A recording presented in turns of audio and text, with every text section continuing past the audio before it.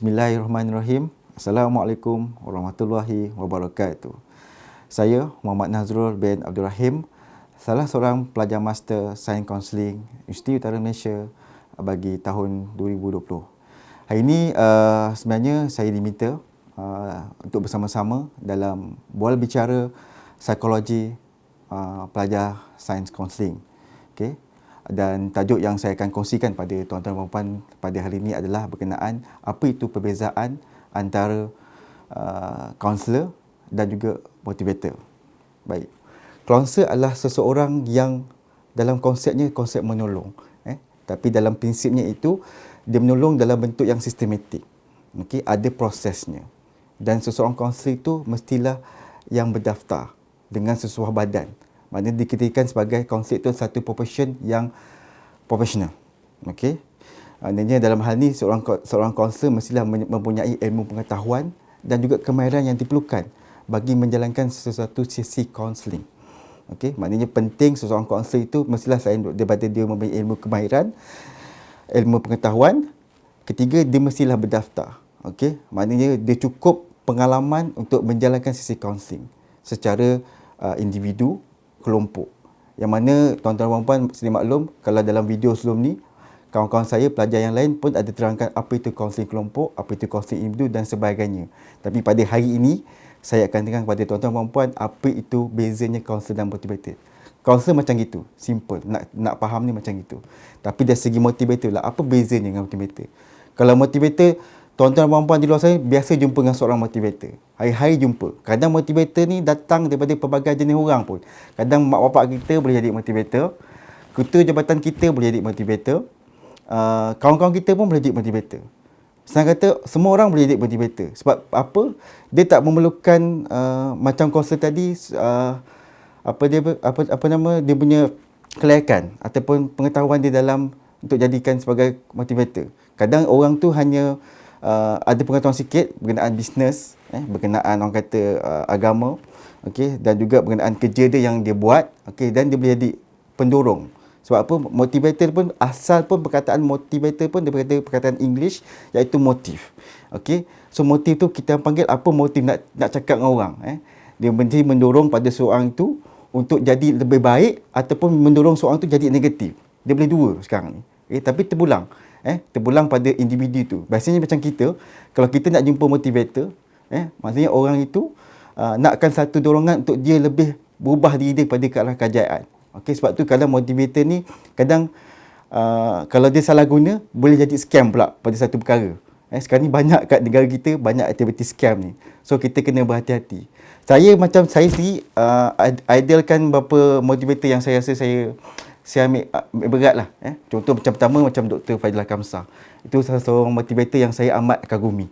Okey, sebab dia pun ada background juga dalam bidang orang kata sikit maklumat dalam psikologi. Kedua, saya tengok motivator yang bagus juga dalam Malaysia ni, Datuk Dr. Muhaya. Itu salah satu motivator yang setiap hari dia keluarkan video dia dalam orang kata dalam media sosial dia, Facebook dan sebagainya. Kita tengok dia pun kita bersemangat.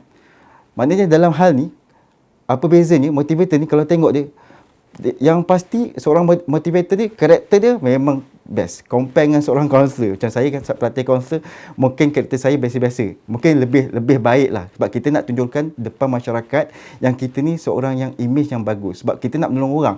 Kalau kita image kita tak bagus, macam mana kita orang nak percaya kita, nak trust pada kita? Lepas tu macam mana kita nak tolong orang? Susah. Sama juga dengan motivator. Motivator pula dia pun macam tu. Dia macam nak jual diri dia, nak motivate orang, dia kena betulkan diri dia. Sama dengan kaunselor. So karakter kena bagus, penampilan kena bagus. Yang paling utama, dia mesti ada pengucapan awam yang bagus. Dia kena pandai cakap. Sebab tu kadang bila kami belajar kaunselor ni, apa beza dengan kaunselor dengan motivator? Sebab tu bila motivator cakap memang bagus, tapi tak semestinya dia pendengar yang bagus. Tapi kaunselor mesti jadi pendengar yang bagus. At the same time, dia juga kena jadi cakap yang bagus. Sebab bila kita jalankan sesi selama 1 jam lebih, memang akan penat. Mentally kita akan penat.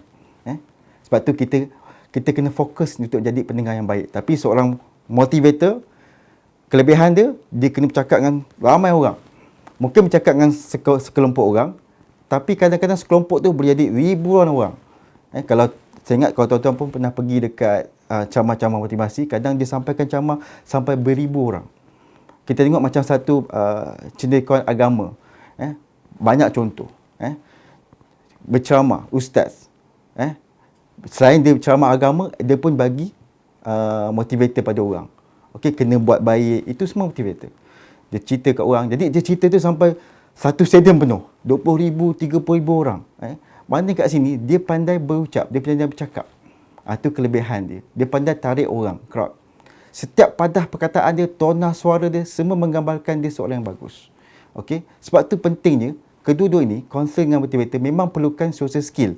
Tapi kelebihan motivator, dia lebih sikit. Dia ada social skill lebih. Sebab dia nak tarik orang tu. Bukan senang nak bercakap dengan orang. Tapi bukan senang juga nak mendengar masalah orang. Sebab mendengar tu penting. Bukan kita hanya mendengar, keluar telinga kanan, masuk telinga kanan, keluar telinga kiri, tidak. At the same time, kita nak pastikan kita faham apa masalah dia. Itu seorang kaunselor. Sebab tu dia kena selidik satu persatu. Sebab tu proses kaunselor itu dia panjang dan dia sistematik.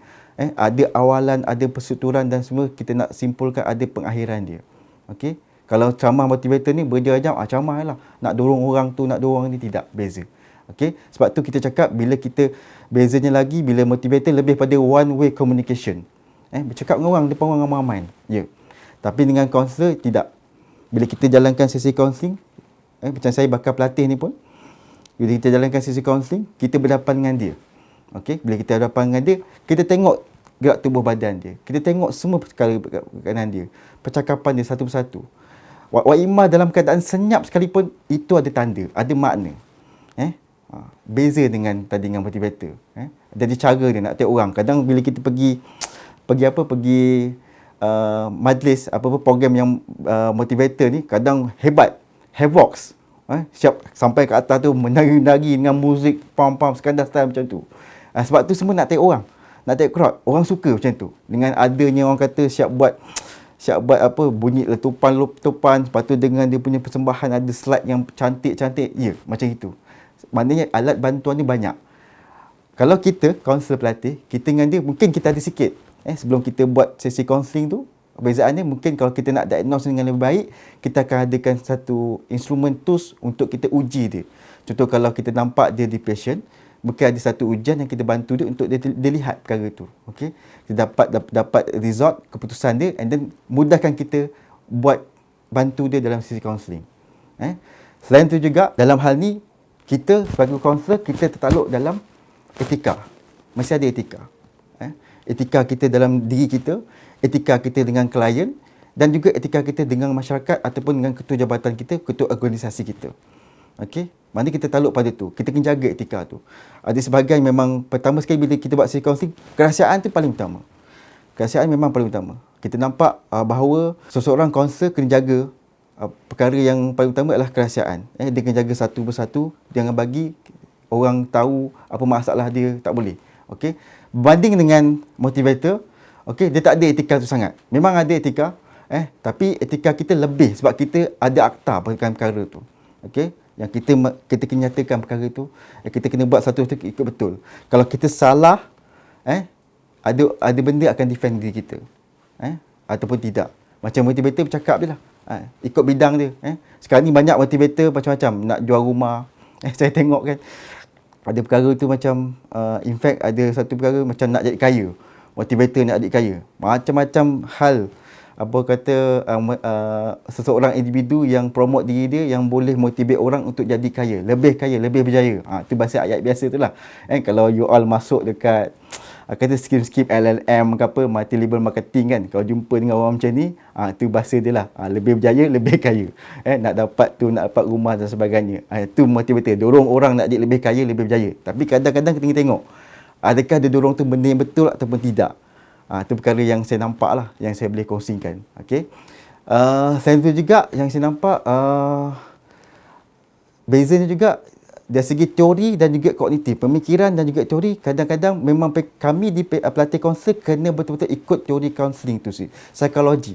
Macam-macam teori ada. Teori kumpulan Maslow, teori yang dibawa oleh Sigmund Freud, Freudian dan sebagainya. Tapi seorang motivator kadang dia cuma tahu satu je. Kalau dia tahu hal-hal bisnes, dia cerita hal bisnes. Itu kelebihan dia saja. Kadang-kadang ada motivator yang tahu hal psikologi, tapi dia tak, macam saya cakap awal tadi, dia tak ada apa. Dia tiada, orang kata, certification untuk dia bercakap perkara tu. Macam kami kena ada. Sebab kalau kami salah buat, saya misal cakap, kami boleh dikenakan tindakan di bawah akta kaunselor. Beza pula dengan motivator.